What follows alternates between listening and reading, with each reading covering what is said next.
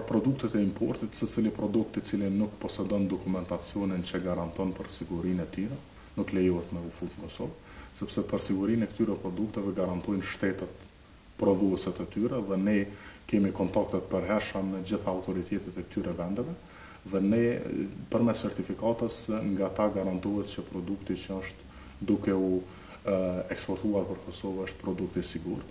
Përveç saj gjithmonë ofrohen edhe analiza laboratorike që dëshmojnë rreth sigurisë së produktit. Përveç tyre ne marrim mostrat edhe nga autoriteti jonë dhe gjithmonë kjo garanton që produktet që hyjnë në Kosovë janë të sigurta.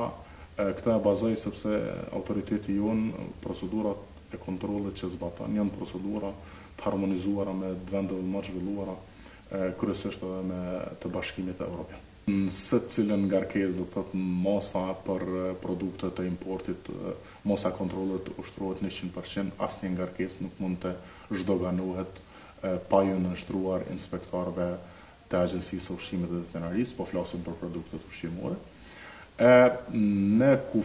Tani me rregullat e reja kemi edhe terminalet e brendshme, edhe në këto terminale janë prezent inspektorët tonë dhe asnjëherë nuk kryhet zhdoganimi i mallit pa u kontrolluar nga inspektorët e Agjencisë së Ushqimit dhe Veterinarisë.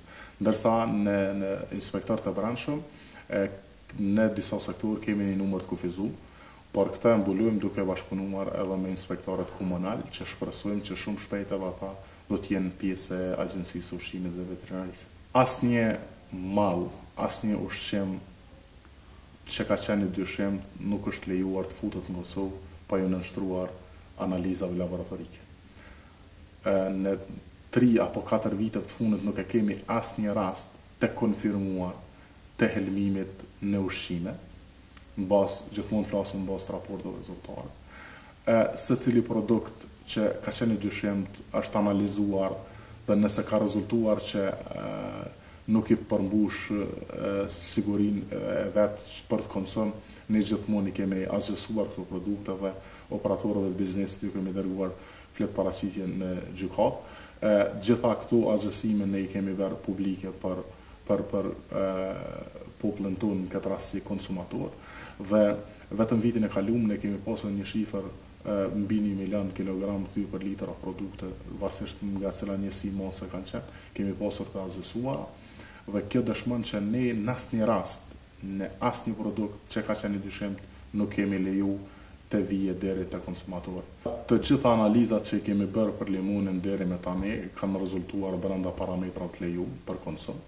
Ne me rastin që është hapur dyshimi përmes mediave se ekziston një lloj limoni që vjen nga Turqia që ka një deklaracion ku shkruan se mund të ketë mbetje pesticide mbi nivelin e lejuar. Ne këtë javë kemi hulumtuar sa kemi kësaj lloj të importit të këtij lloji limonit nga Turqia dhe ne kemi vërtetuar që bazdanët tona zyrtare nuk ka import me të një limoni me një deklaracion që ka mbetje të pesticideve.